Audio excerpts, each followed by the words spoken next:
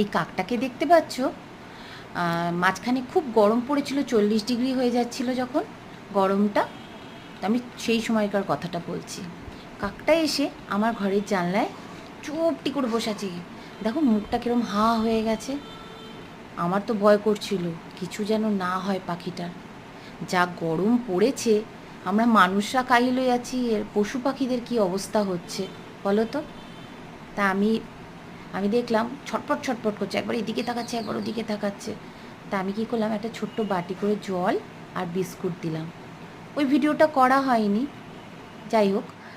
তা আমি জলটা বিস্কুটটা দিতে খেলো, আমি ভয়ে ভয়ে দিলাম, দিয়ে সরে গেছিলাম, দিয়ে তারপরে দেখছিলাম কী করে। বিস্কুট জলটা খেলো, খেটে আস্তে আস্তে বেশ অনেকক্ষণ বসে বসে এদিক ওদিক তাকিয়ে তারপর আস্তে আস্তে উড়ে গেল। আমার খুব ভালো লাগলো।